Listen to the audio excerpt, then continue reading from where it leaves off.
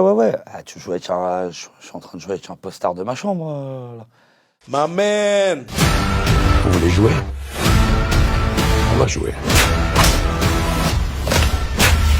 En musique! C'est quand même une star internationale, où on lui donne... lui, à travers ses rôles, il a une image. En France, on lui a donné une image qui n'est pas du tout la même qu'aux États-Unis.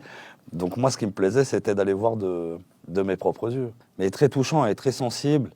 C'est que même lui, il a conscience qu'il a une carrière extraordinaire parce que c'est des profils où...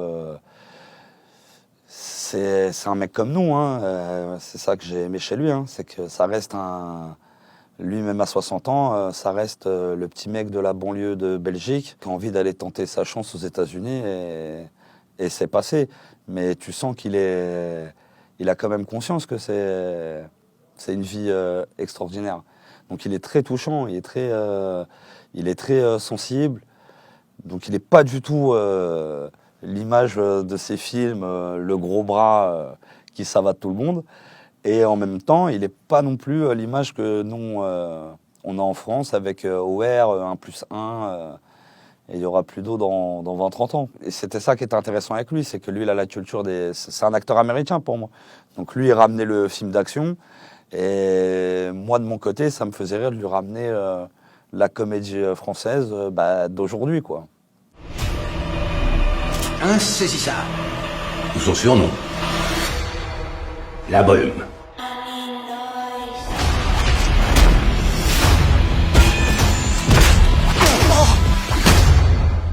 C'est pour ça que je reviens sur le truc OR et tout. Mais pour moi, je suis allé le voir. Parce que pour moi, c'était très important de lui dire que je pensais pas du tout ça de lui. Et à aucun moment, je voulais qu'il pense que je suis là pour me moquer de lui. Et j'ai voulu faire un vrai point avec lui de ça. Tu vois, de lui dire, ça pour moi, toute ton image et tout, ça c'est pour les gens qui regardent la télé. Mais moi, ça, je m'en cogne complètement.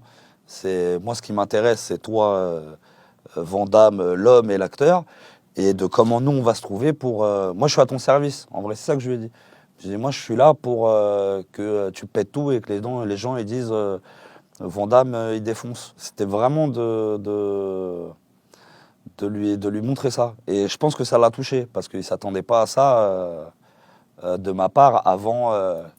voilà, moi, je ne suis pas un fan... je suis venu pour travailler, en vrai de vrai. Voilà, que tu sois bien et que si tu as besoin, moi je suis pas à aucun moment je suis là pour me moquer de toi.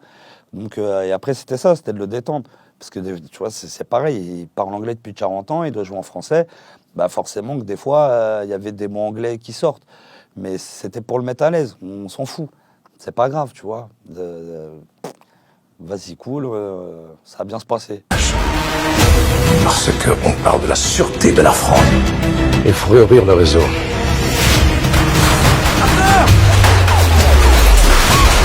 Oh, qui c'est qui me souffle dans le cou, là? C'est pas marrant, hein? Je suis en train de jouer avec un poster de ma chambre, là. Donc forcément. Et c'est pour ça aussi que j'y vais, parce que c'est enrichissant de fou qu'il te raconte les histoires de comment ça s'est passé. Nous, il nous raconte comment il s'est retrouvé sur Bloodsport. Donc, une fois que ça marche, en fait, tout paraît évident. Mais lui, quand il te raconte, c'est un calvaire. Il fait le grand HR dans le bureau, le mec, il s'en cogne de son grand HR, mais comme il vient tout le temps, il le rend fou. Il dit, vas-y, donne-lui le scénar, donne-lui Bloodsport, fais-le, arrête de me gonfler. Ils le font, le film au cinéma, il fait un four. Et après, il ressort en VHS, et c'est là où commence l'épopée...